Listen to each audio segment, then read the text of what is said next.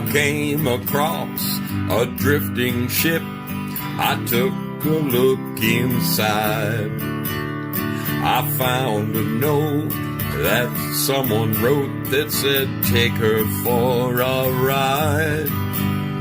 I set a course for sights unseen, went out to open sea.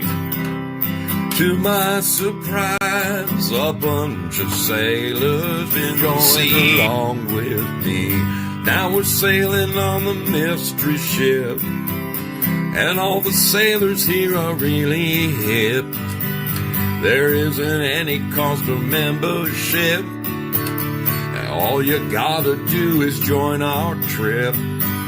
Yeah, I'm the captain of the mystery ship, and I'm a-calling all aboard this ship. I'm really hoping that you'll enjoy it up on the mystery ship.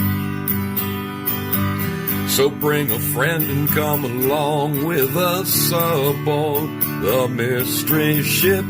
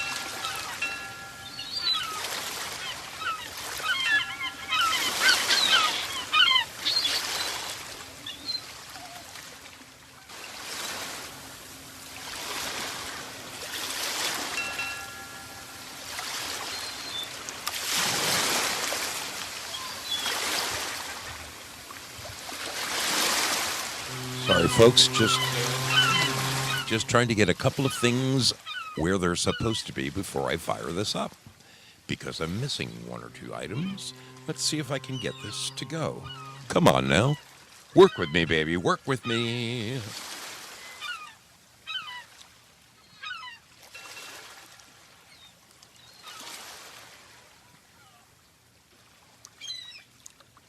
Okay. Looks like I've got that in place. This looks like it's in place. Everything looks like it should be. Let's get over and have a gander at the sailors. There they are. I see your smiling faces, each and every one of you.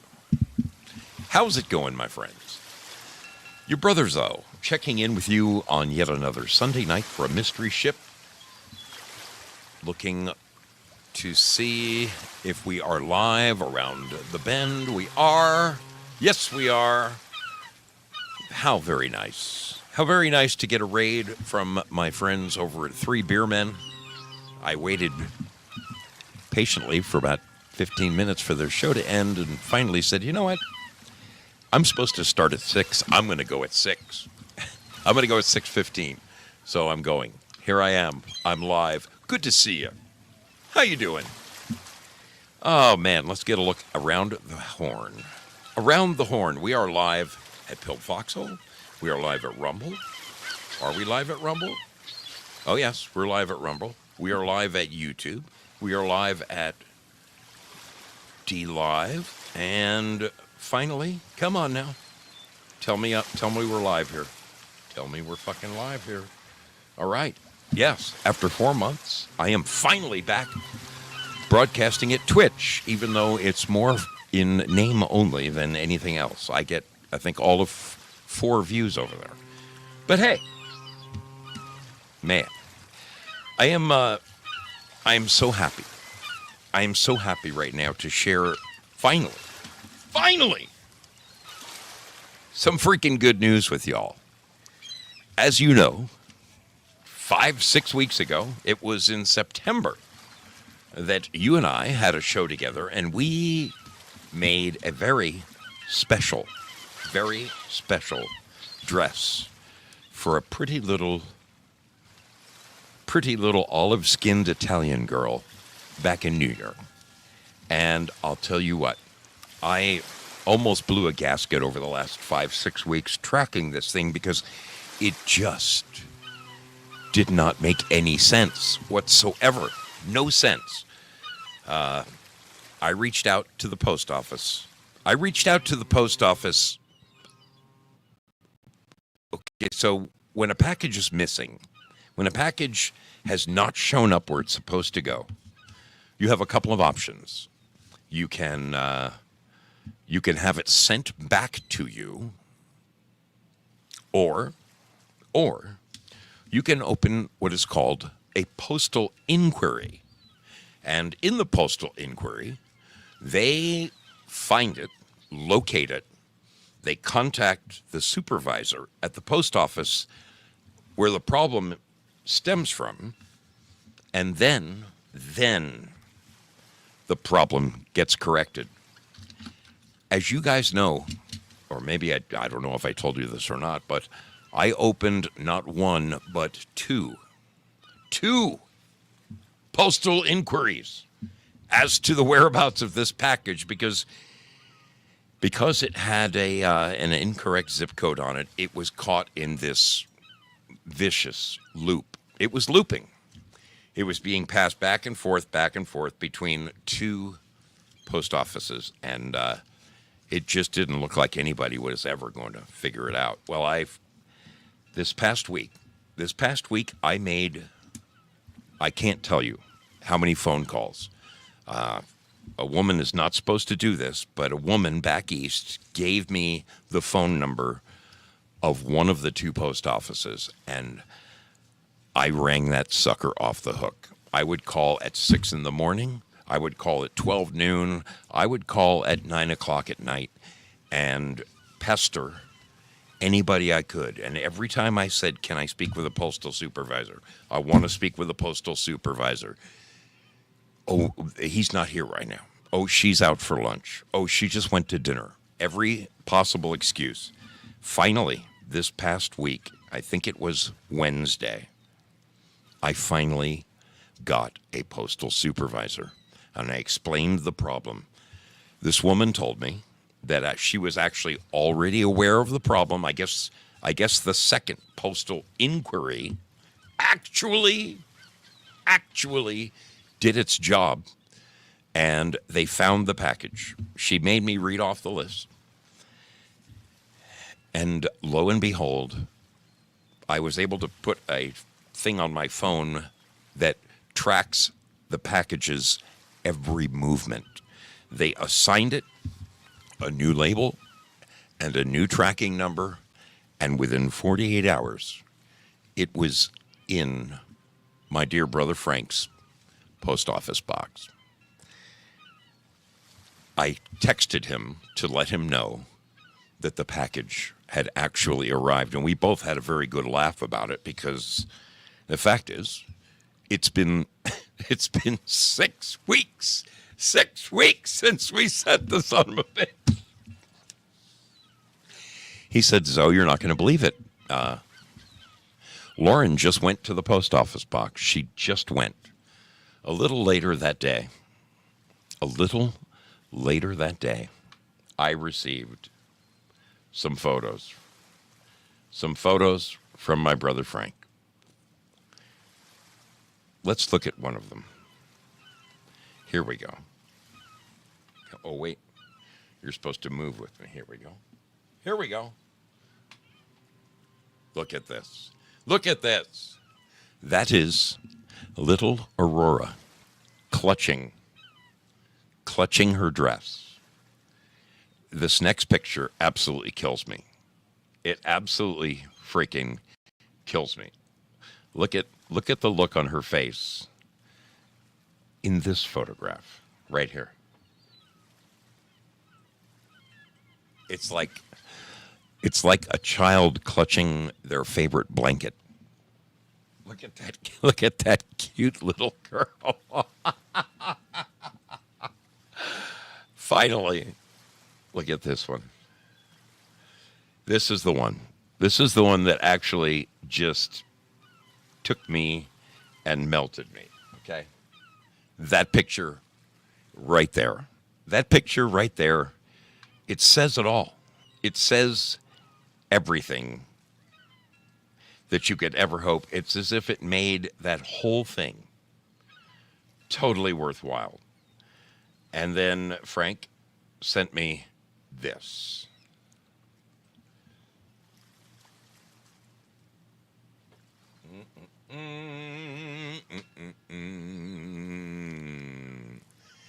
He says, it is safe to say that she absolutely loves it. I'll make sure I get you a picture when she puts it on, but she went nuts for it. She loves tie-dye. All right, so hallelujah there, people. At long last, my friends, the girl got her present. And you know what? It almost, you know what?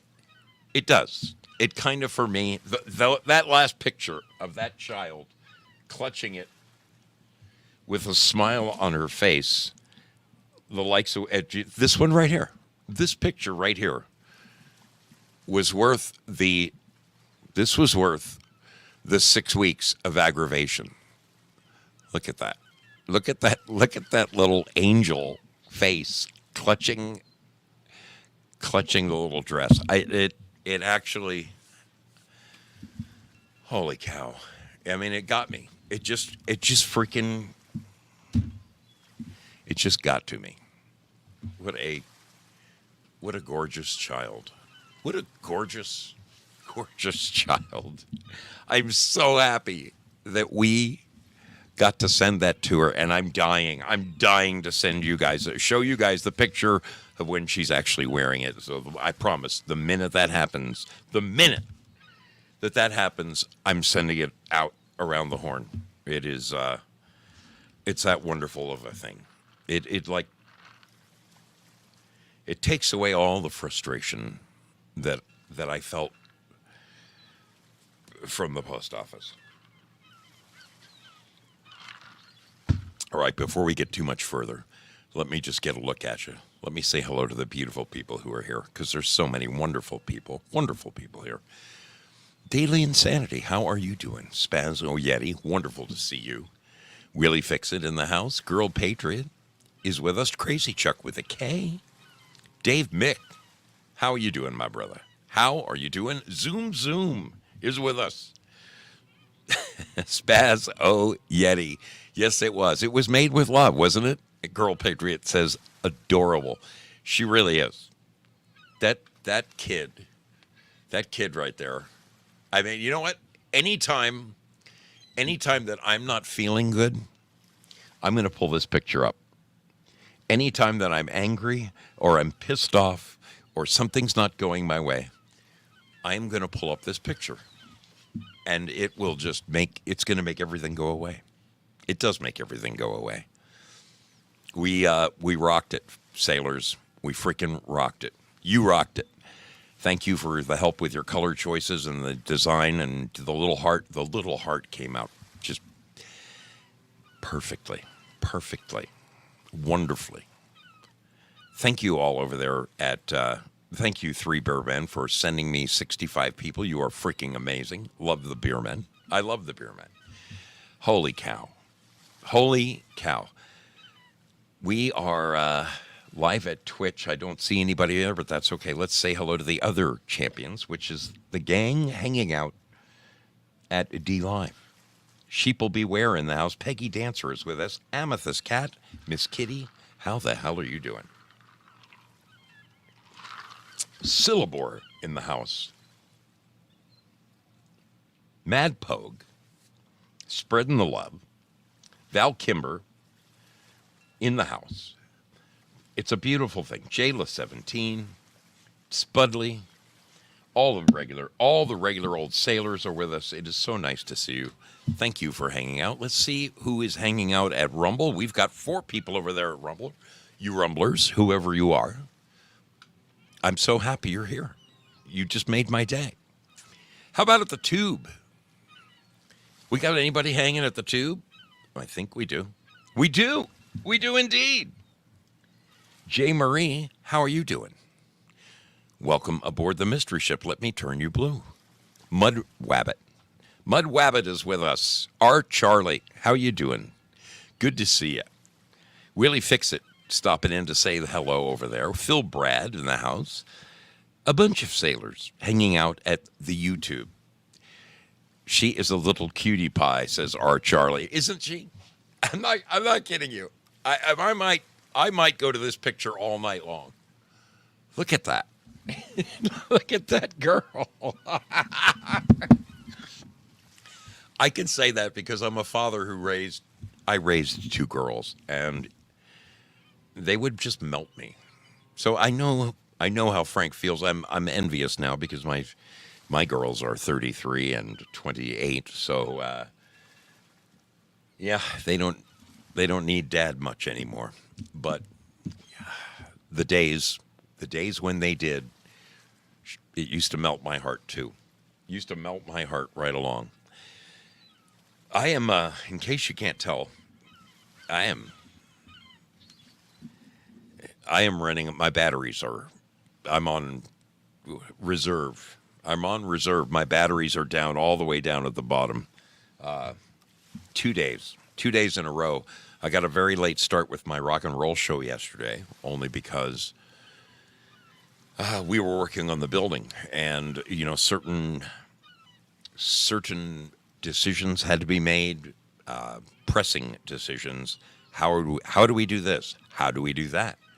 But I'm pleased to say that the same crew came back today, and I worked with them all day out in the yard. And because of that, honestly, I was laying down just before this show, and boy, if Mrs. Zoe hadn't come in and said, "Honey, it's 1:45. You better get your ass out there," I might have missed this one. Seriously. Oh boy, yeah, gnarly. But can I show you? Can I show you the progress? Because this makes me feel warm and fuzzy. Not quite as warm and fuzzy as little Aurora clutching that dress, but for me, this makes me feel warm and fuzzy. This makes my wallet feel warm and fuzzy. Because you know what this means? This means in a very short period of time, I'm going to be closing out my account at my storage unit and bringing everything home. And that, my friends, is a lovely feeling. That is a lovely feeling. I've waited a long time for this day. A long time to be walking on the roof of my new shop. Holy guacamole. This is fantastic. This is fantastic. Holy smoke. This is a big ass frickin' building. She's big. I'm happy. Man, oh man. Oh man. Nice little view from up here too.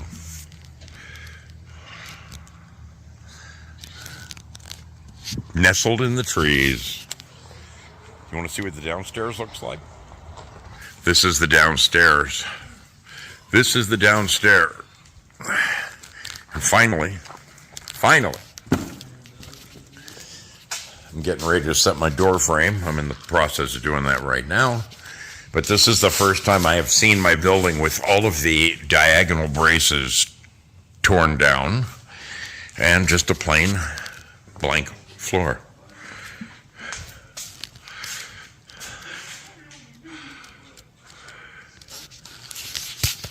I have needed this for so long.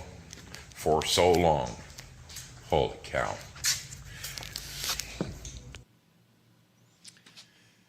I really have. It's been so long that I have been waiting for that sumbitch. We have, now I'm going to have a place for my Harleys, a place for my tools. Right now, like a quarter of my tools are in my truck. Half of my tools are in a trailer with a tarp over them. And the other quarter of my tools are in my storage unit. And, I used to be a general contractor, so I got a lot of stuff. And it'll be nice to have it all in one centralized location. I don't know. I'm probably going to be at the point where I can decide what I really need and what I don't need anymore, from the pressure washers to the giant compressors to you saw that rollaway, right? That giant knack box of mine. I mean, I used to haul that thing all over the freaking country, loaded to the gunwales with all my tools. I'm actually wondering, do I really need that anymore? I mean, I could take all the tools out of it. I plan on building a couple of nice workbenches in there. And for once in my life, I'm going to have little bins right in front of me. One will have washers, and then next to that will be bigger washers, and next to that will be even bigger washers, and then we'll have nuts and bolts and screws and Phillips head screws and Tech 5 screws and you name it. It's going to be organized. And then all of my tools. You know what was always funny? It was always funny to me when you'd see on television guys who had, those pegboards on the wall, and they would take like a black magic marker, and there would be a little drawing of like a crescent wrench, like what was supposed to be hanging there, but the tools are never there. It's really, I have to say this, as a guy who lives for tools, loves his tools, can do anything with his tools. I've got specialty tools coming out my yin yang. You name something, I probably have at least two of them, from heat guns to Dremels to, by God, all of the pneumatic pistols. I mean, micro pin nailers to giant 16 penny, for God's sakes. I got 18 of everything. I'm finally going to be able to organize all of that stuff once and for all. And no, I am not going to have one of those pegboards. I am not going to have one of those pegboards with the magic marker showing what tool is supposed to be there. But it will be a really wonderful feeling to just have everything home for once. And if I need something, I just go out to the damn shop, and there it fucking is. Instead of right now, earlier today, we were putting down the last of the insulation before we put the roof down. And I've got 3 hammer tackers and several, good old-fashioned, staple guns. But I can't find one of them. I can't find one of my hammer tackers. I think they're in my trailer at work. But that's what's so preposterous about the whole thing. A place for your stuff. A place for your stuff. George Carlin had a whole routine out of it, and man, it is true. That's all a guy really needs, is a fucking place for his stuff. Isn't it a wonderful thing? Isn't it a wonderful thing? Due Diligence said, damn, dude, you just reminded me. I need to buy a new set of gunsmithing tools. Now, see, Double D, that is a whole... Look at that sticker. Look at the sticker that Sparky put up. Is that what's his face? Is that from the guy with the teeth from the movie, the British guy? Is that who that is? That's funny. That is freaking funny. Oh, mammy. Yes, you're right, Double D. I'll be able to go out and buy gunsmithing tools because I'll have a beautiful workbench to put them on. Oh, man, this is so exciting. This is so exciting. I'm ecstatic. I'm so happy you're here.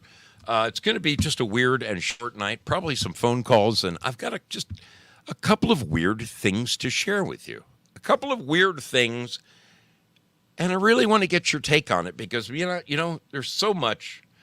is so much malarkey on the internet. It is so easy when you are the doubting Thomas type that I am. Okay, at this point in my life, there are more things that I don't believe than things that I believe in, and that's so sad because I was a kid who grew up believing everything. You know, one of the funniest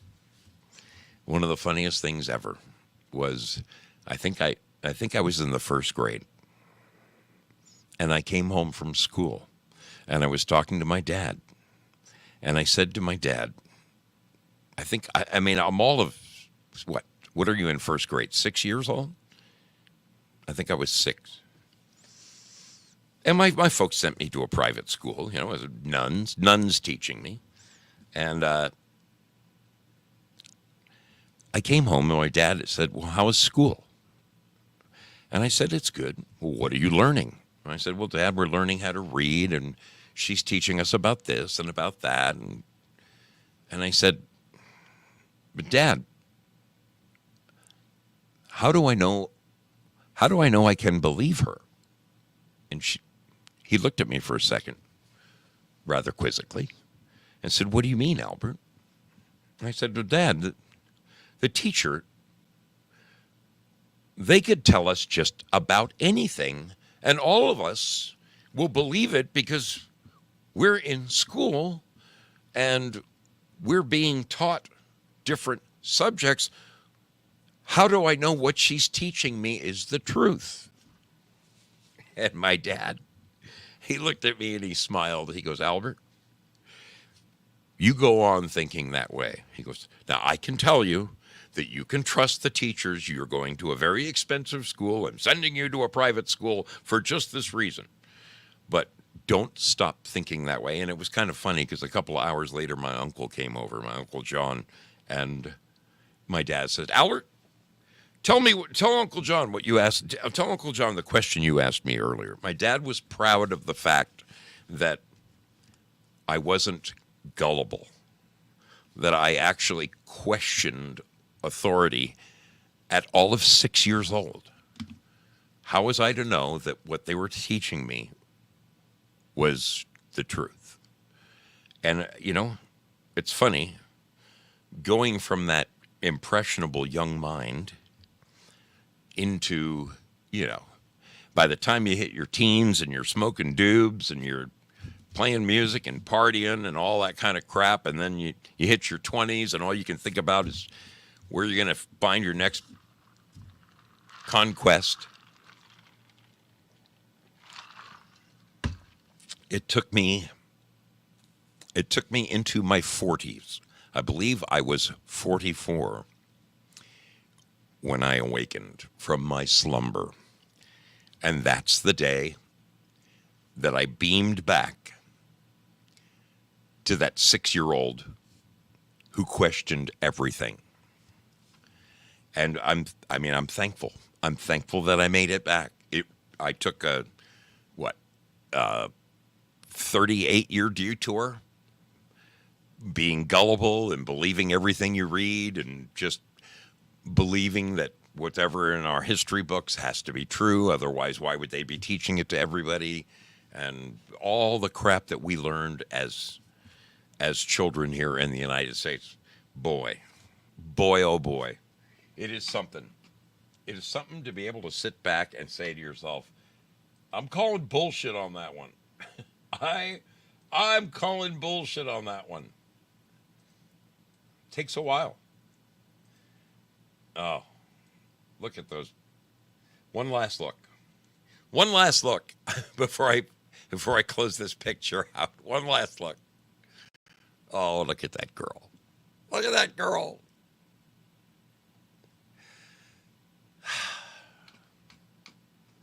It's going to be a great evening. It's going to be a great evening. All right, let me find this. Close that out. We're going here. We're going here.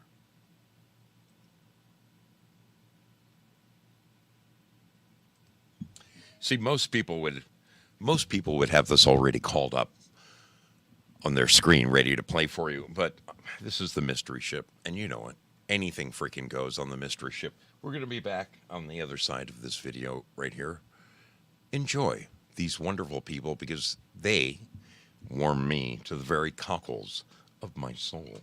Yes, they do. Yes, they do.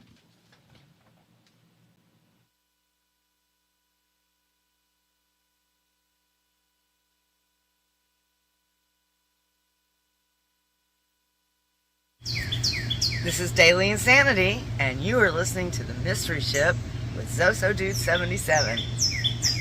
Hi, I am Deborah R., and you are watching The Mystery Ship with Zozo Dude 77.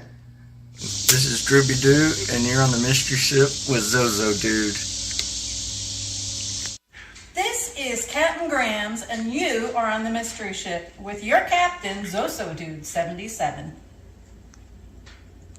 Hello, this is Prayer Warrior Girl, and you're on the Mystery Ship with Zozo Dude 77. Hi, this is Awakened Mom, and you are on board with The Mystery Ship with Zoso Dude. This is Matty F and B, and you're watching Zoso Dude on the Mystery Ship. This is Rick Carmen. Welcome aboard the Mystery Ship. I am Bitch Slap Satan, and you are watching Mystery Ship. What else? This is Jayla 17, and you're aboard the Mystery Ship with Zozo Dude 77. You are live with Zoso and the Mystery Ship via Sloan TV. This is John Otter, And this is Q Magoo. and we're watching the Zoso 77 Mystery Show. Oh, Mystery Ship! You're watching Mystery Ship with Zoso Dude 77.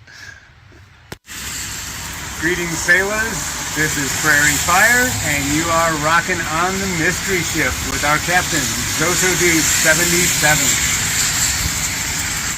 This is Rhett 66 And this is 94 Winchester. You're on the Zozo Show. on the Mystery Ship.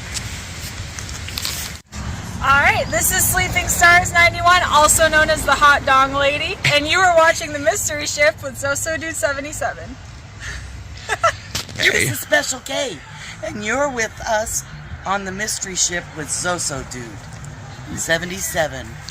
And he's got Hey sailors, it's TL Spud from beautiful Clark County, Washington, and you're watching The Mystery Ship with Zoso Dude. Of course, this is the Batman, your favorite mustache superhero.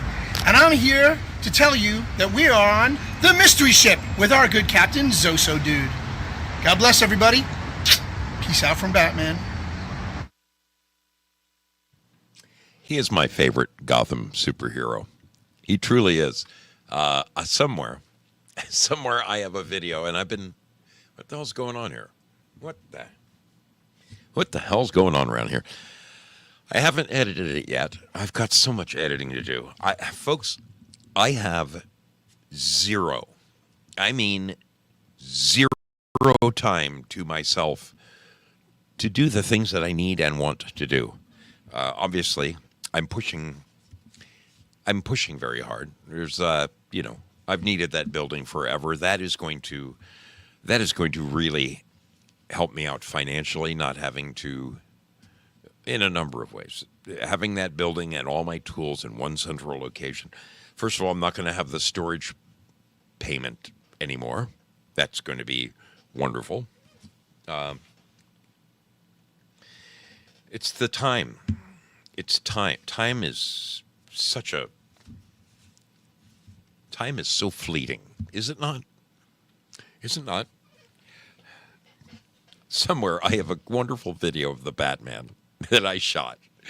And this is the third time. This last summer was the third time that I've gone to New York, and Batman very graciously opened up his place and said, "Zo, mi casa, su casa," sets me up, the shower, everything a guy needs. Generous to a fault, that man. He would give you the shirt off his back. He really would. It's so I shot a video, and I just haven't edited it yet. But it says, Where do you stay when you go to New York City? Do you stay at the Waldorf Astoria? Do you stay at the Plaza? I list like 3 of the finest hotels in New York City. I said, as for me, I stay at the I stay at the Waldorf Hotel of. I mentioned that I stay at Batman's place. It is at a pet hotel, the Willow Pet Hotel. It is. My hat goes off to the guy. He inherited this business from his dad, and he has taken it and just put the pedal down. When you walk in that pet hotel, you may as well be walking into Beverly Hills or something. I mean, everything is just spotlessly clean and organized. And whoa, what happened up here? What happened? Where'd my camera go? It's first class. People who drop their pets off know that their pets are staying in a wonderful place. Seriously, what's going on with why? How come? What's going on? Why am I not on screen? Okay, there's my logo. There's you. All right, I should be making my way around. I should eventually be there. I am. I'm back up at Pilled Foxa. Okay. God, something really funky going on. Something really, really funky going on around here tonight. Folks, I want to share a bizarre little video. I scrounge the internet for the most unusual things. That's what I do. I scrounge and I watch just all kinds of stuff. My interests know no boundaries, okay? If there's a rock that needs to be overturned, I've probably overturned it at some time. From as a kid, I was fascinated by, as I've said so many times, the Loch Ness Monster, and Bigfoot, and UFOs, and the Titanic, and all of those things that just didn't make sense. As a little kid, these things fascinated me. Especially, I remember I did a book report on the Loch Ness Monster. It was one of the first reports I remember doing, and it was just so weird. It was so weird that this guy happened to take a random photograph in like 1936, and it was people claim to have seen it since then. Anyway, stuff like that always made me scratch my head. I don't know if we're gonna get to all of them. I really don't. I've got like three little bizarre stories to share with you tonight. And I don't know what to make of them. I really don't.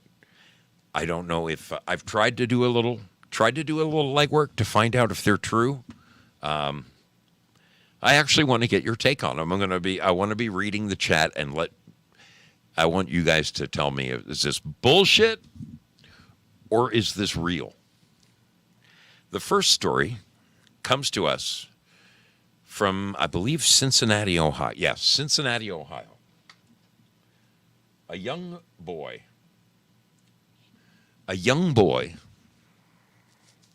was driving his mom and dad's van, and he had a bunch of stuff in the van. It was a huge passenger van with like 3 rows of seats.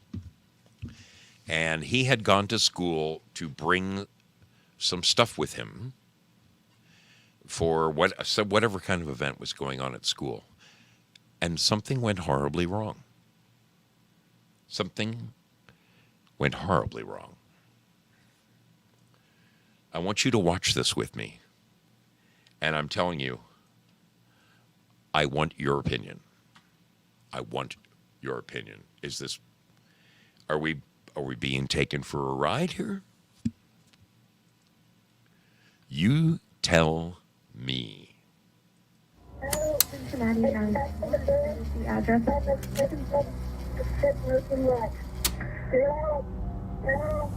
Cincinnati 911.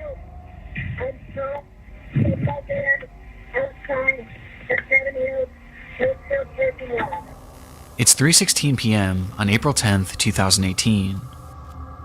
A 911 operator receives a call from 16-year-old Kyle Plush, who had just experienced a freak accident. In the minutes prior to this call, Kyle had just arrived at the Seven Hills School in Cincinnati, Ohio for a tennis match. He had been driving a 2004 Honda Odyssey, a minivan that featured 3 rows of seating, with his gear for the day's match being stored in the very back. In order to retrieve it, Kyle climbed to the back of the vehicle and reached over the 3rd row seating, extending his body as far as it could go in order to grab his equipment, when suddenly, the seat's folding mechanism was engaged, causing it to collapse into its storage position, taking Kyle with it.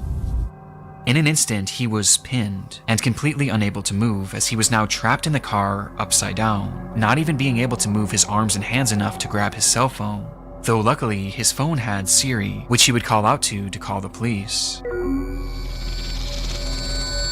Hello? Hello? Hello? Where are you? Hello? Where are you? I can't hear you. While on the phone, Kyle couldn't hear anything given how far away he was from the device, but he stated as clearly as he could that he was in dire need of help.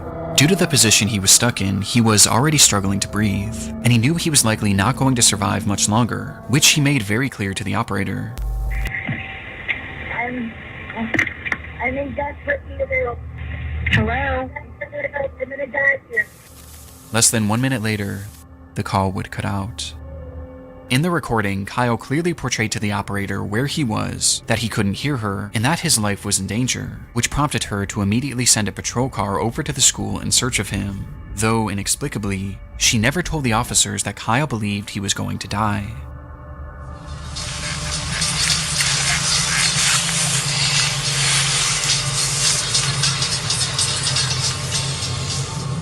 Not understanding how dire the situation was, the officers that pulled up to the scene didn't even bother to stop the car. Instead, they simply drove throughout the parking lot, unsure of what car was Kyle's. They didn't even bother to turn down their music or crack a window.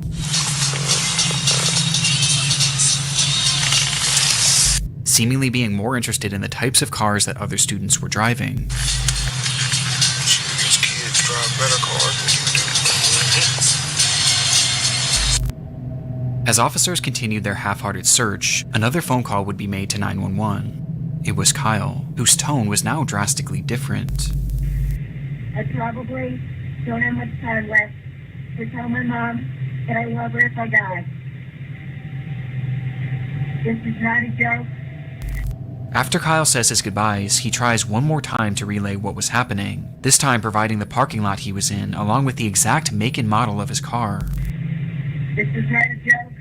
I'm trapped inside my gold Honda Odyssey van in the Southport parking lot of Seven Hills Theft. Send officers immediately. I'm almost dead.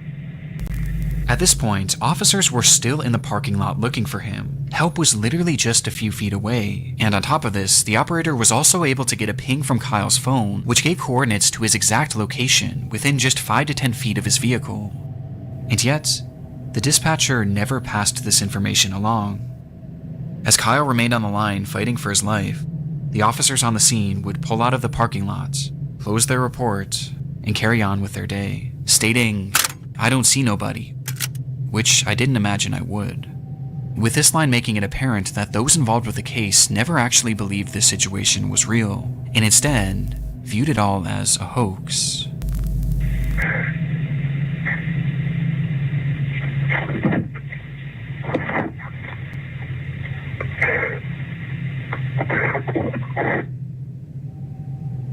Just minutes later, Kyle would go quiet, and the phone would disconnect for a final time. It would take 6 hours for that trunk to be opened.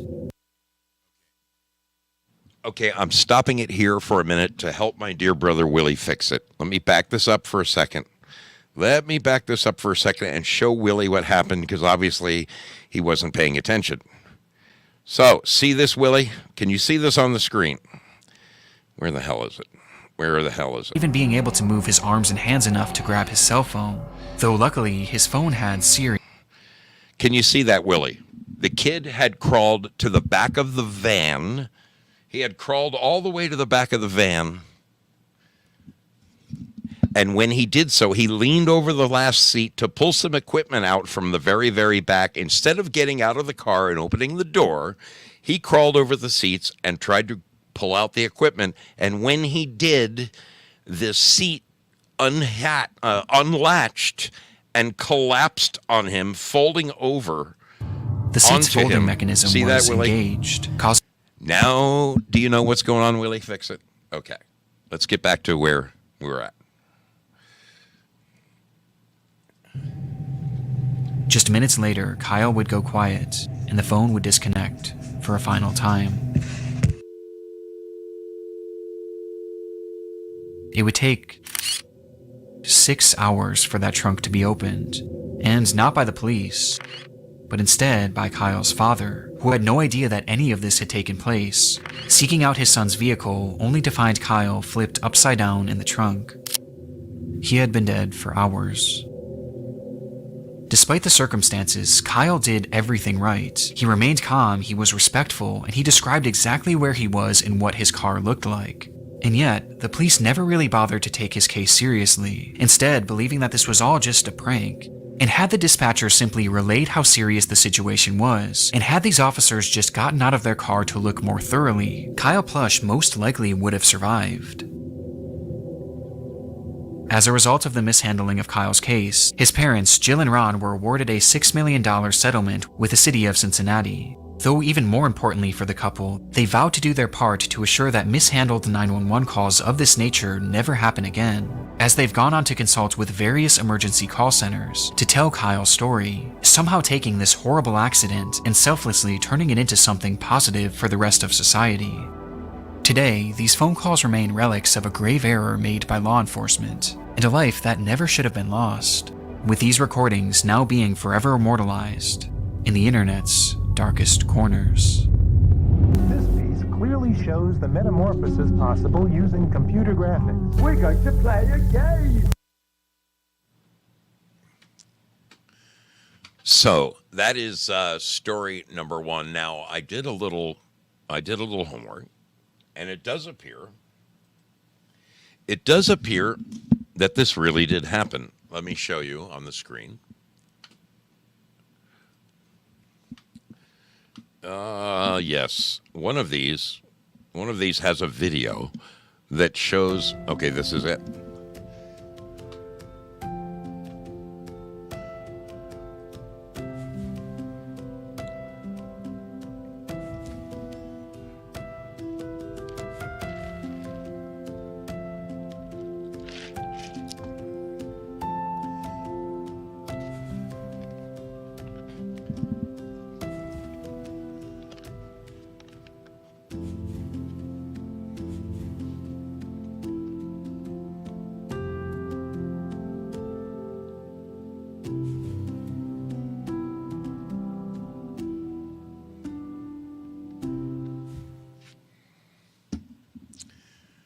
So apparently, according to this, it really did happen. It's a horrible story, but I have to say, the kid to me looks like he's 12. I don't know why. I don't know. He doesn't even look old enough to drive to me. Man. Dangleberry, how you doing? Good to see you. All Flash says, hey, when your time is up, no one can save you but God. Well, that is, it's just horrible. A horrible, horrible thing. God almighty. Oh, my goodness. Let's look at this next very unusual story. Boy, I want your take on this one, people. I don't know what the hell to think about this one, but I'll be very interested to read the chat as you watch this with me, because this is bizarre. This is bizarre.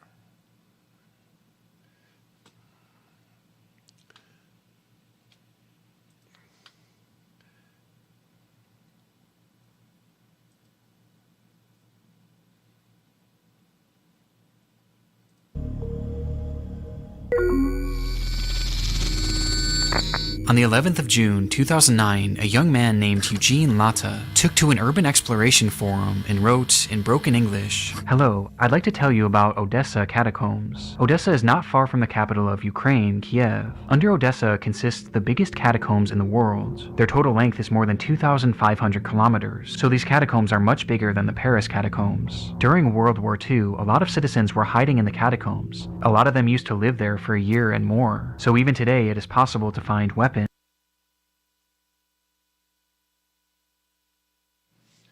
Sorry, I just realized I didn't have the screen adjusted. Let's get that where it should be. Okay. Sorry about that. Equipment, and even dead bodies.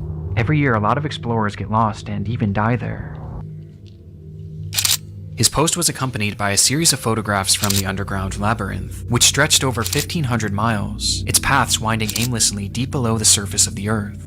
The structure was mainly the result of limestone mining many years ago, though despite this, it was never properly mapped, and was, conversely, not often explored, essentially being a pitch-black maze to nowhere.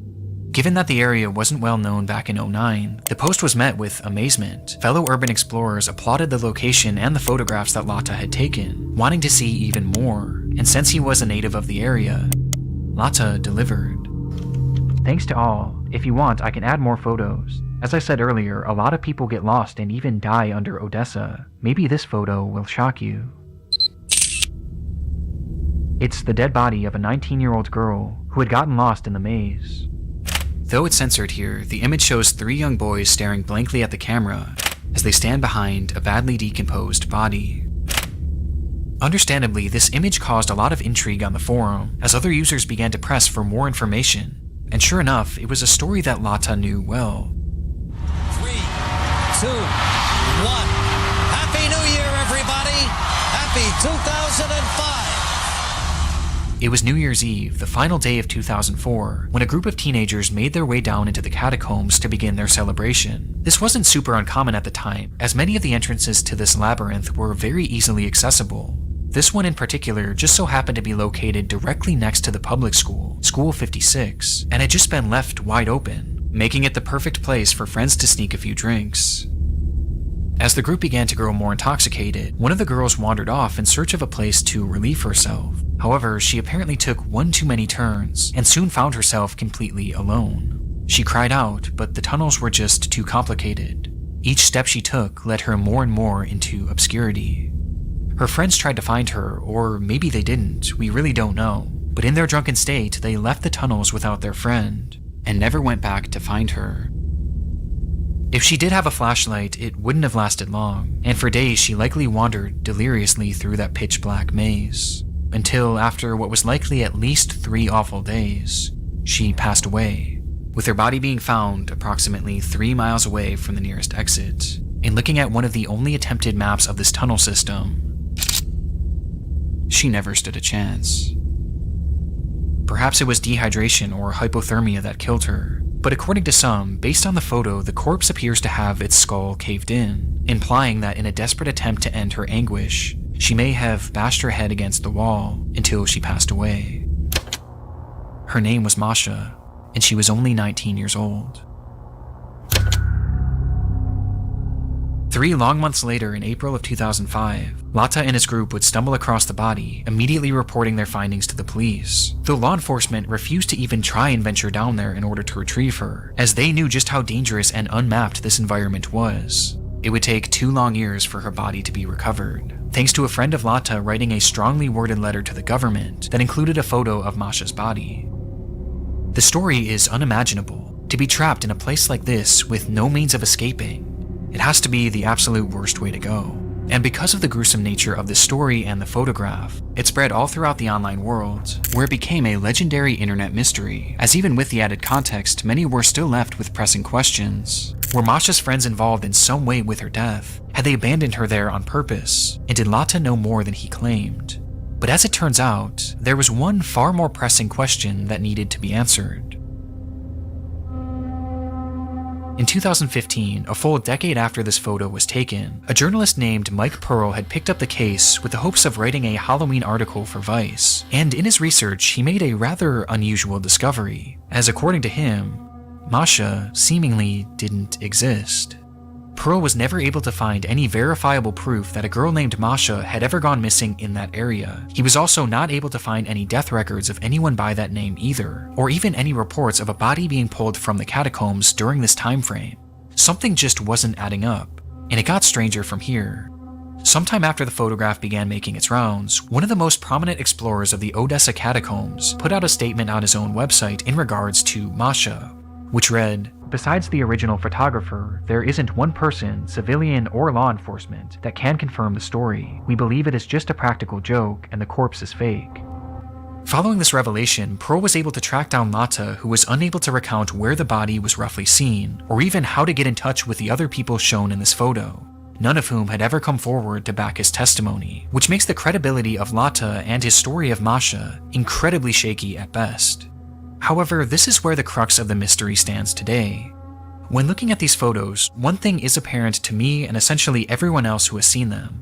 The corpse shown seems very real, and matches the decay of the bodies found in similar environments, with that one prominent Odessa explorer eventually deleting his statement. All right, I'm going to show you a photograph right now. This is, folks, this is not for the weak of heart. If you are squeamish in any way, you may not enjoy this photo, but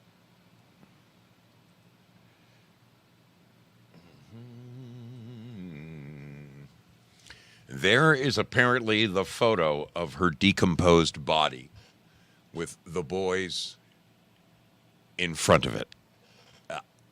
I don't know what you think, but that looks real enough to me to make it believable.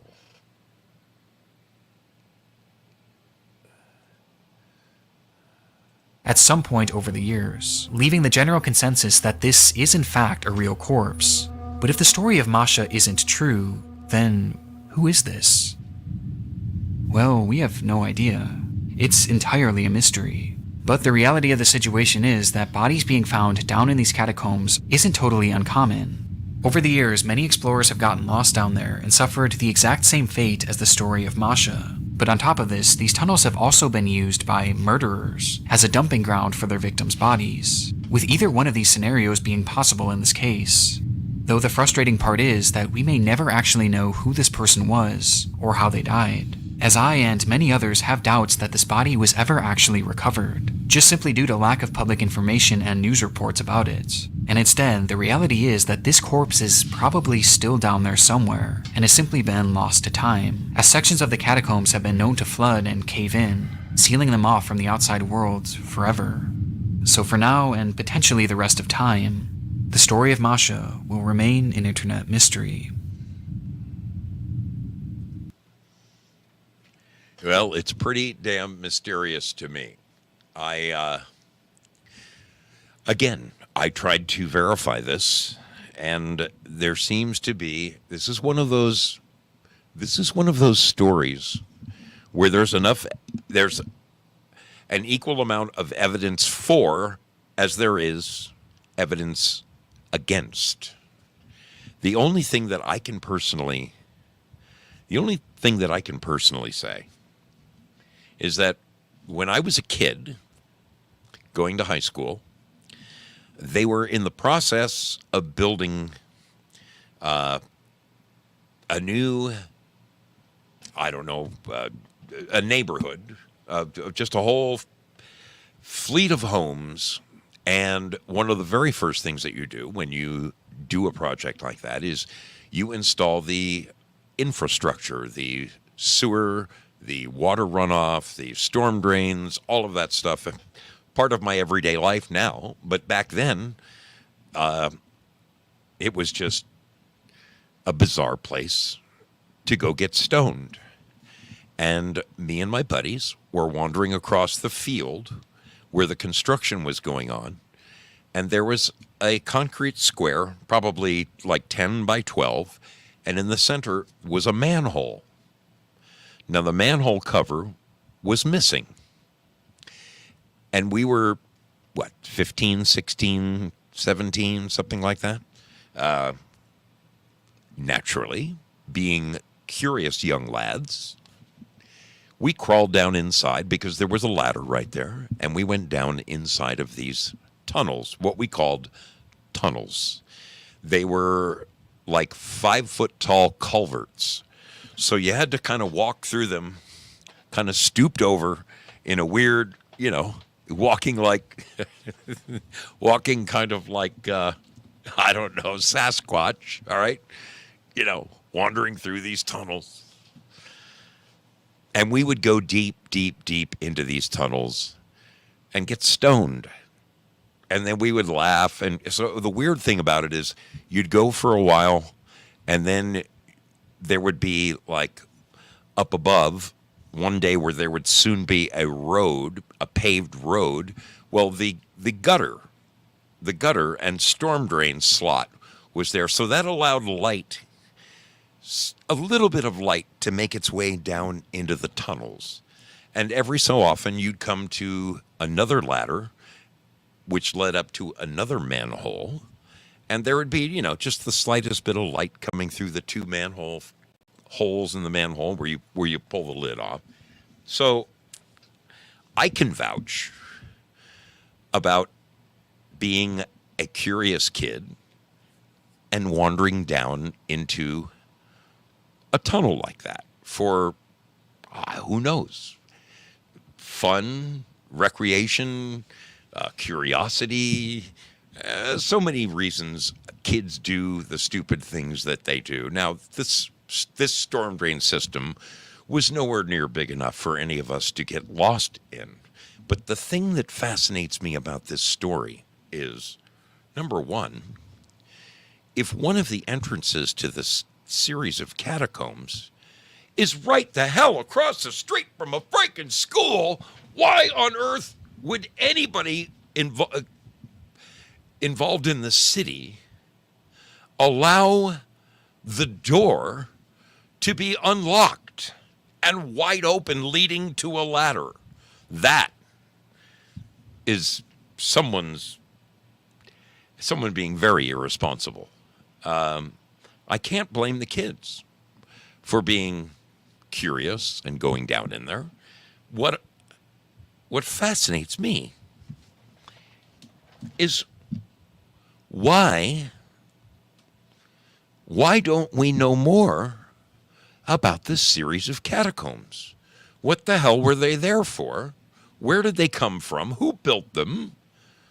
I mean, isn't anybody historically curious about what the hell these things are? How could something like this exist and be accessible without people knowing about it? Why haven't these things been mapped? What was their purpose? The whole thing stinks. The couple of different articles I read, several of the articles tried to pawn off that there's no evidence that a girl named Masha ever existed. And the other half a dozen articles I saw reinforced exactly the boys' story, 100%, that they found a body down in there. And, if it's the body that went to this missing girl, well, then you'd think the evidence would be pretty strong right there that I don't know. I mean, if murderers have been ditching bodies down there for a while, I just don't know how something like this could freaking Yeah, Ukraine is Khazaria in the old world maps. You were very correct. Man, I'm yeah. Peggy Dancer says because they've kept everything hidden from us. On one of my trips to Italy, I got to go down into the catacombs in Rome, and the walls are lined with bones. I'm talking thousands and thousands and thousands of bones. It was one of the freakiest. I mean, as I sit here, my hair is standing up on my arms. I remember it like being there right now. It had that kind of bizarre. I came out of there just, wondering about everything I had been told about history. Crazy. Are you ready for another one?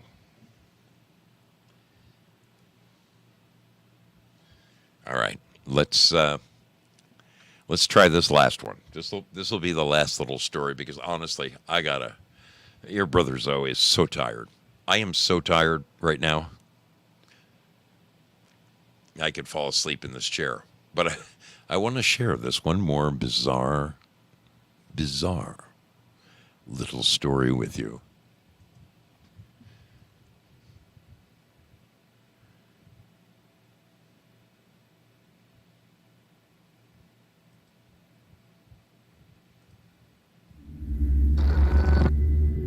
As evidenced by the previous case and several others discussed throughout the series, live streams are often a hotbed for disturbing moments online, and when researching Ernest's final stream, I came across yet another example of just how dark things can get when the cameras go live.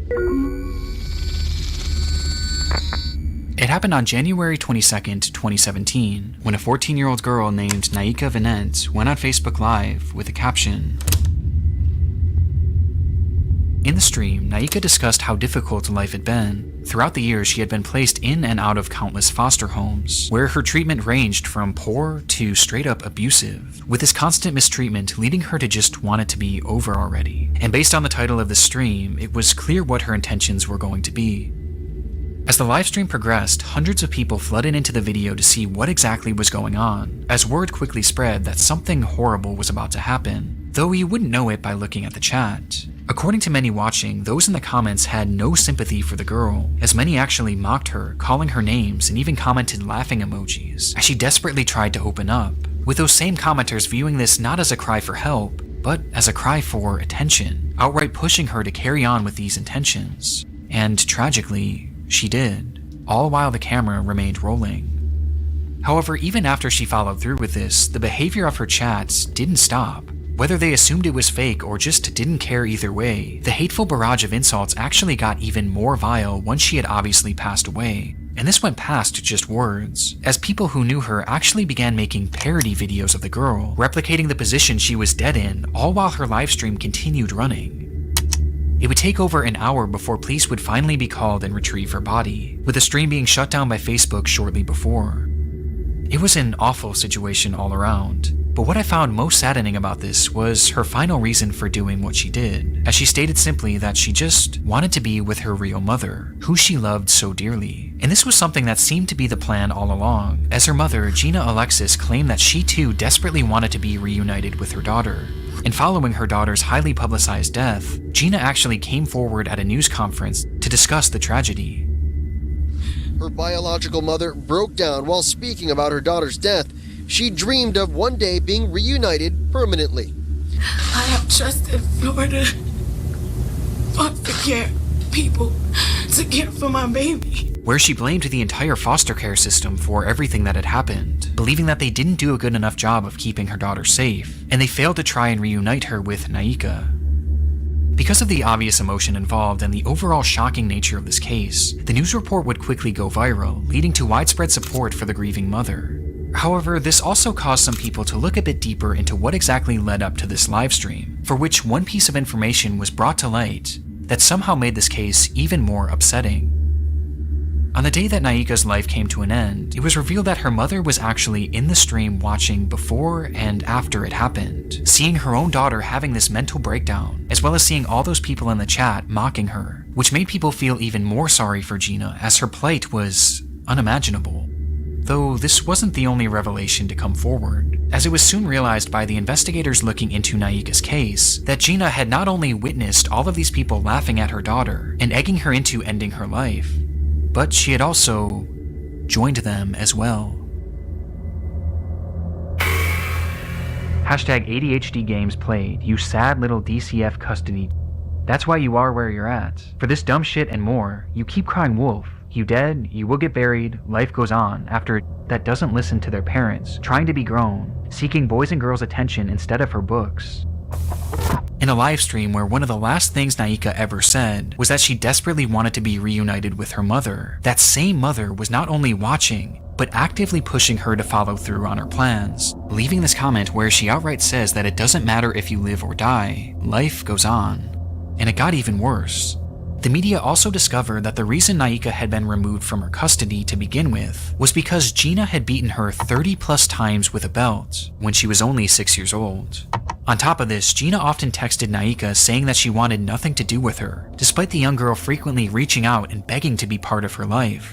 Eventually, Gina would tell Naika's caseworker that, "The girl is y'all's problem, I'm done with the games," before sending Naika middle finger emojis when all she did was ask to see her brother. And this is all amongst other things that are far more horrendous that I really don't want to get into. And yet, after Naika's death, Gina had the audacity to go on television in an attempt to garner sympathy for a death that she clearly contributed to, saying that all she wanted was to be the girl's mother, despite rejecting her at every turn. And honestly, this is where I thought this entire story would come to an end, until I noticed something strange when I was editing this video. Naika's Facebook page is still active. It's no longer posting anything original, but instead, the account is consistently reposting content from another page, a page run by Gina. After Naika's death, Gina seemingly seized control of the young girl's Facebook account, where she now posts her own content, which includes her attempting to defend the fact that she gave up on Naika. Tell me what mother would accept a 13 going on 14-year-old in and out of detention centers, going to jail or getting arrested while in foster care. As well as her responding to those who blamed her for her daughter's death. People be like, you heard the rumors going around about you? And I did. But they forgot to tell you one thing. That I don't give a fuck. What's my name? My first name is Very Much. My last name is Unbothered. And even some posts where she's promoting her podcast, as it seems that after all this, Gina's actually trying to carve out some sort of career as an influencer, as she posts videos garnering sympathy for the loss of her daughter, along with giving out parenting advice. Like, there's so much stuff that parents need to do for their child that they're not motherfucking doing. They're not paying attention because they're taking the easy way out. With all this making it even more obvious that Gina has little to no remorse for what she did.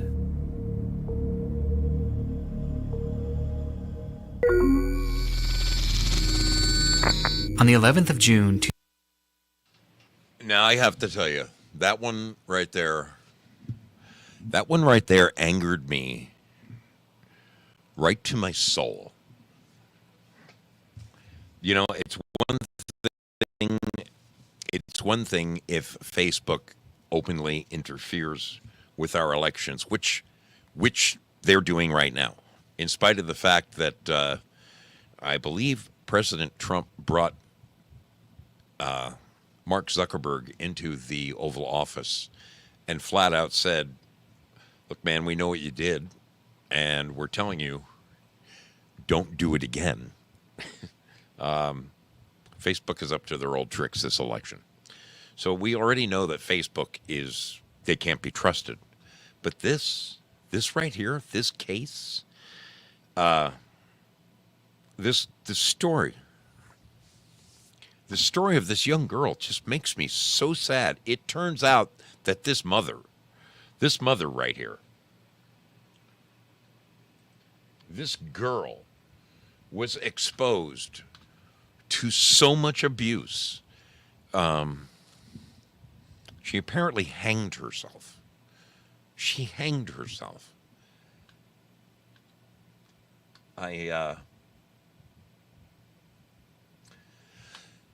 mean, I did some homework on this one too. Okay, let me show you this. This is, oh my God, it just, I don't understand. I don't even want to give. I don't even want to give exposure to stories this horrific. It freaks me out. The reason I got on this tangent, the other night I was watching a friend's show, and he had a young woman on there who explores cases. And really, I was so impressed with this young woman. She really does her homework. She does her digging, and she is trying to alert companies like X and Facebook that they have this horrific content on their site, but they just have so much freaking content they can't possibly police it all. And this story right here, God, it's just heart-wrenching. I pray that that girl is in the arms of the Lord right now. You know, one thing that my brother the Texan and my dear sister Leah Worth shared is that when you do go to the other side, the one thing that you do receive is comfort and the unbelievable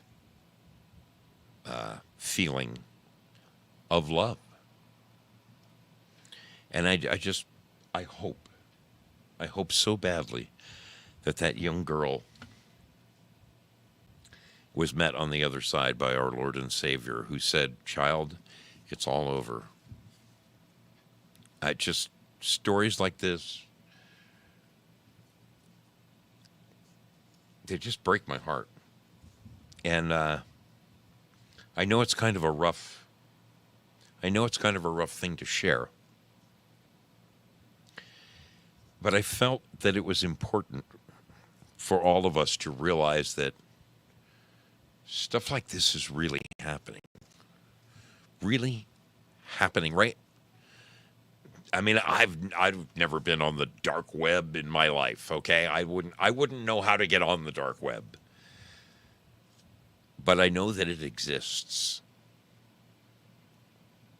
And the crap that goes on there, if this can go on, if this kind of stuff can go on the regular web, can you imagine the atrocities going on the dark web?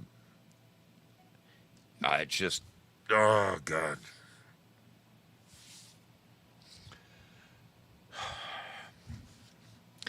I want to ask us, please, tonight to remember a number of sailors who are in need of prayer. First and foremost, my dear brother Gary Flessner. He felt slighted last week that I didn't bring him up, that we don't pray for him anymore.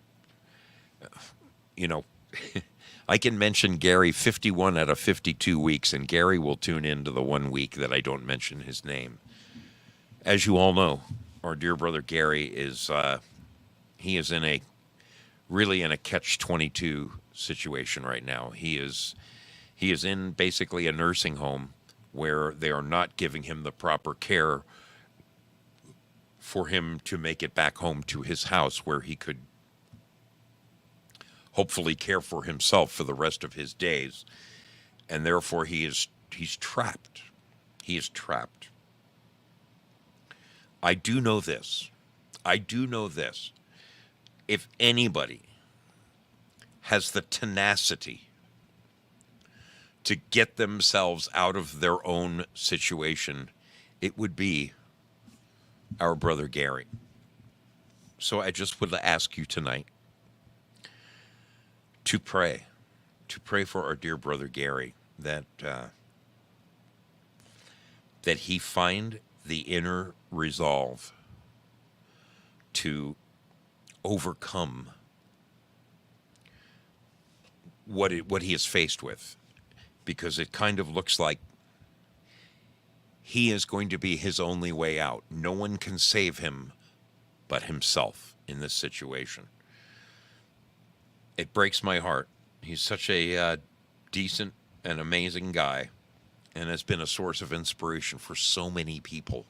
This is a guy who, by any doctor's testimony, probably should have been dead 20 years ago, but he's still here with us, and he's still out there giving it his all. Please keep my dear brother Gary Flessner in your prayers, that God would give him the inner resolve to overcome his current challenges and do it. I could share with you any number of stories. You know, as horrible as that last young girl's story was, there are so many good stories out there on the internet. I wish I could find it. I wish I could find it right now. One of the most amazing stories I ever saw was about this Asian fellow who was bedridden. He had broken his back, and it was all he could do. He had crutches that were next to worthless for him. He couldn't even get out of bed. This guy couldn't even get out of bed. And he reached out to a yoga instructor and said, I don't want to live the rest of my life in this bed. And this man, it took him about 2 years, but he videotaped the whole thing, and he shared the entire thing. And it was one of the most moving personal resolve stories I've ever seen in my life. This guy, slowly but surely, they installed a triangle above his bed, and he used it every day to do pull-ups. The first time he couldn't even get his arms up. He just barely grab onto the bar, right? That was like an accomplishment, but it didn't take long, and he would reach up and grab the bar, and he would pull himself up, and he built up his upper arm strength, and that allowed him to physically push himself up in bed, flip his legs over onto the ground, and slowly but surely he got up onto his crutches and made his way across the room. And then his story continued, and it showed him working. He was told he'd never work again. He was told he would never walk again. This guy not only walked, he lost tons of weight, and by the end of the video, he was as fit and perfect a human being as that shows him running. It shows him running. The video is so, I mean, it brought me to tears. This man's story brought me to tears. And it's just one of, there's hundreds, probably thousands of stories out there of people who have found the inner determination to say to themselves, I'm not going to take this laying down. Damn it, I'm going to get myself out of this situation. And overcoming is something, it's a gift. It's a gift from the Lord. I pray our dear brother Gary finds the way to overcome his current situation, because I know this man. He has got gumption like no other. Please keep our dear brother Gary in your prayers if you would. I would also ask us to please pray for our sister Leah Worth, and particularly her mother, whose gallbladder recently exploded, she said, burst, Please keep the two of them in your prayers. Leah's mother moved next door to her, I think, a couple of years ago, and Leah, who almost needs help herself, is finding the inner resolve to take care of her mother every day. I would ask that you pray for both of them, for Leah and her mother, that that they both make an amazing recovery, and just in some small way, each and every day, their burden is lessened and lessened and lessened, so that they can enjoy whatever time they have left. Leah is a dear, dear lady, and someone I am dying to get back on this program. I'm working on it. We have a tentative plan. She's going to come back and she's going to tell her story, much like the Texan did the other day. Leah's testimony of dying and going to heaven will absolutely blow your mind. I was blown away by her testimony. It's amazing, amazing, so wonderful to hear. There are a number of mothers out there who are in need of prayer. I see my brother Val Kimber. I know that his mother is in need of prayer, as is our friend Rich Koschmeider, who Rich is. He'll be the first to tell you he's no spring chicken himself, but he is taking care of his elderly mother, and also the Batman and his mother down in Florida. These ladies, all of them are in need of our prayer. I pray that God wraps his loving arms around them and just heals them.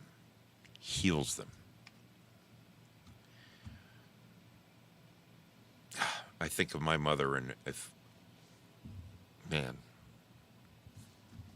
something were to happen to her, I would. Oh, that's going to be a very difficult day for me. That's going to be a day I'm not looking forward to. A day I won't. No. There's a young woman by the name of Kerri, Kerri. She is going to be early 30s, maybe 35 tops. This woman has been diagnosed with two different types of cancer. Our dear friend Artist61 alerted us as to her plight. This woman has 3 young sons, or 3 young children. They might all be sons. I know there's at least 2 boys. This woman needs our prayer.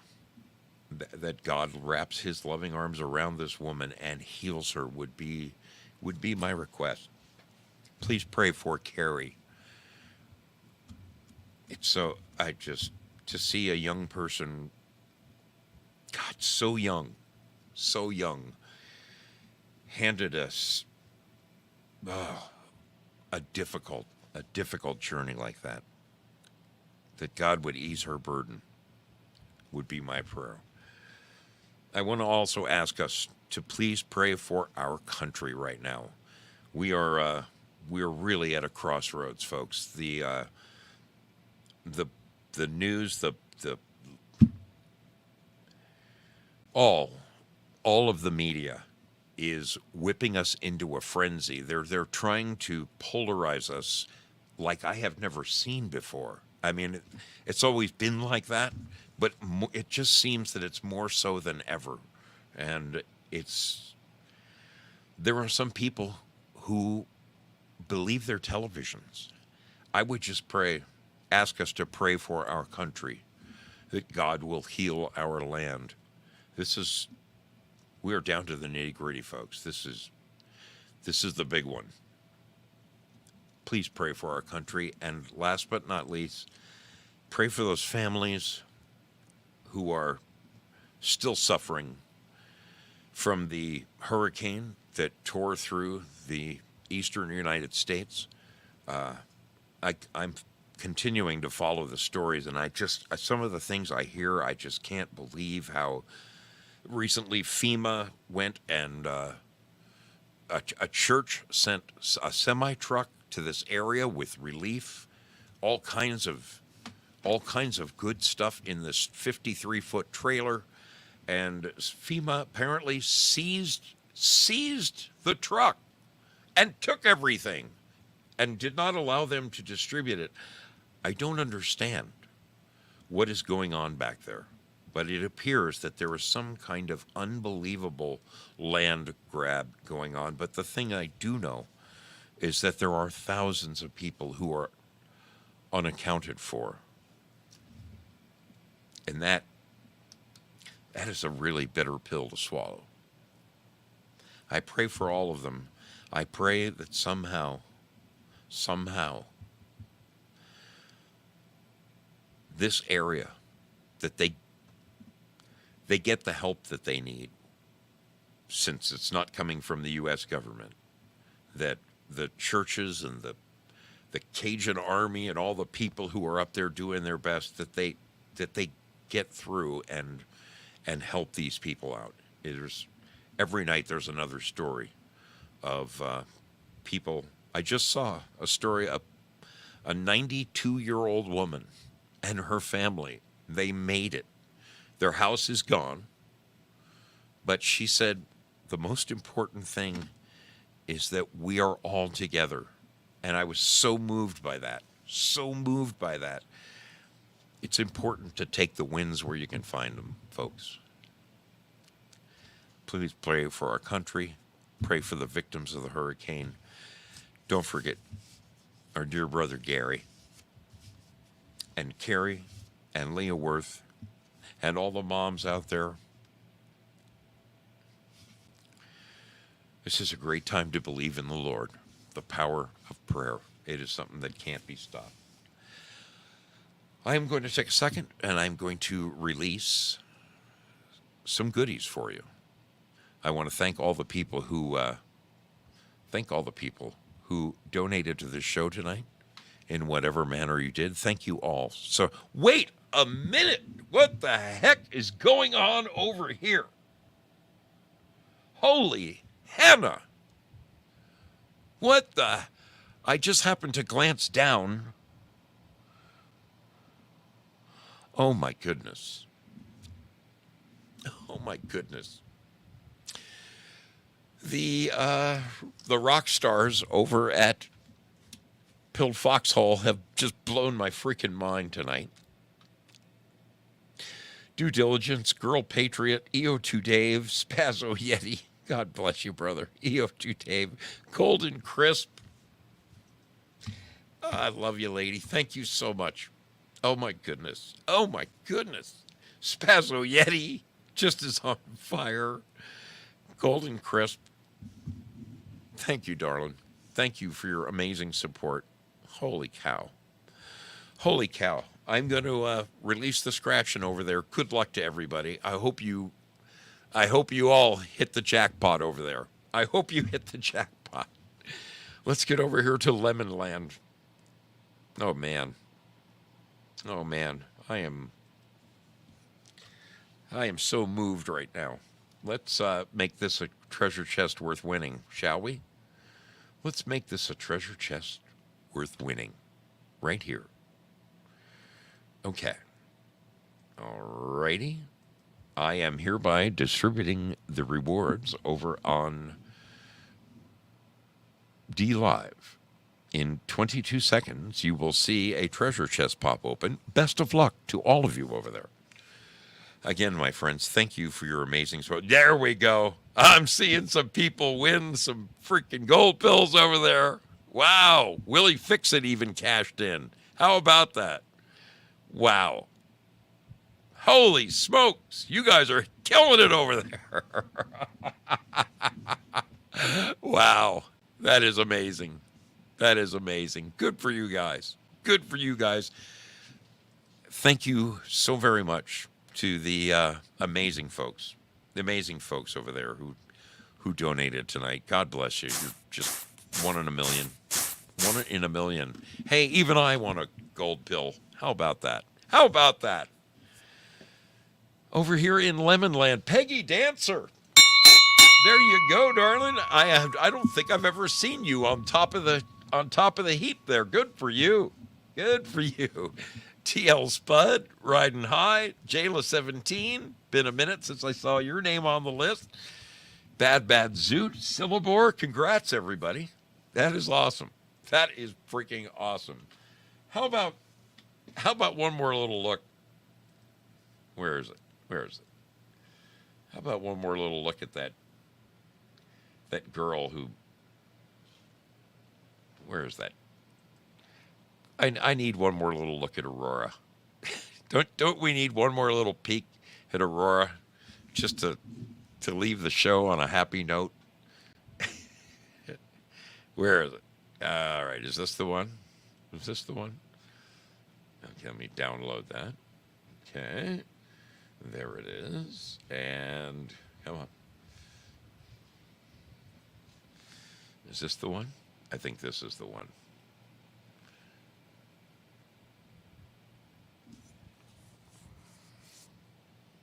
Where's the picture?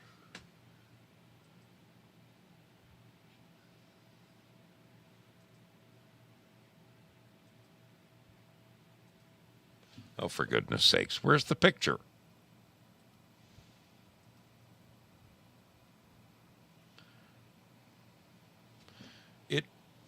It goes to open and then it doesn't. There it is. I just had to see this one more time. In fact, I'm going to leave this picture up. I'm going to leave this picture up on the way out. It just makes me feel so warm and fuzzy. It just does. Oh my goodness. Anytime I'm feeling down and out, I'm just going to look at this picture.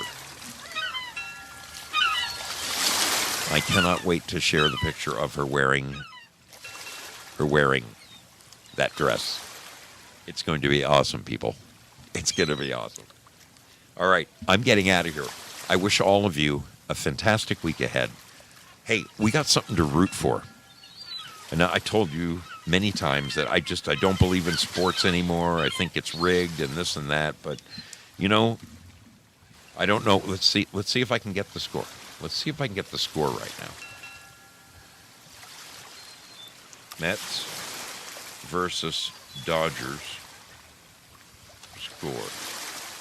If the Dodgers win tonight, it's currently the 8th inning. And the Dodgers are winning 7-4. It's the bottom of the 8th. The bottom of the 8th, and the Dodgers are winning 7-4. If the Dodgers win tonight, this will be the first time that the Yankees have played the Dodgers in the World Series since 1981. Back in the days of Tommy Lasorda, okay? Now, I was probably one of the most rabid baseball fans ever back in the 70s and the 80s. 70s for sure. 77, 78, when the Yankees beat the Dodgers 2 seasons in a row in the World Series, 4-2 and 4-2. And the front cover of Sports Illustrated said, "Damn Yankees again." I have been rooting for this. I have been rooting for a Dodgers-Yankees series, and it looks like we're going to get it. If these Mets don't pull off a ninth inning miracle, I mean, they need a grand slam right now to beat. Yeah, the Mets would need a grand slam to beat the Dodgers. I don't think it's going to happen. Dodgers-Yankees series. Is this not the greatest thing that could ever happen? I mean, what a way to... Oh, man, this is exciting. It's exciting. Let's root for that. Let's root for that, shall we? In the meantime, I'm going to leave this little girl on the screen. Look at that. We did a great job, people.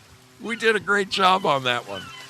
Again, one last time, my heart is filled with joy. Thank you, all of you, so much for your amazing, just absolutely amazing donations tonight to this show. You guys You're going to make this old biker cry, and that's not easy to do. Have a great, great week ahead, and know I love you. Let's get on out of here, people. Let's get on out of here. You should. Right now, I'm encouraging you to do what do they call it? A screen grab, a screen capture. Capture this. Whatever you have to do, save this photo. And anytime you're feeling down and out this week, I want you to pull this photo up and know that you and your gift made that little girl smile like that. Because all of us gave this to her from the mystery. That was her gift, her birthday gift from the mystery ship. Oh my goodness. Look at that little face. I love you guys. Have a great week. See you all later. Zoso checking out.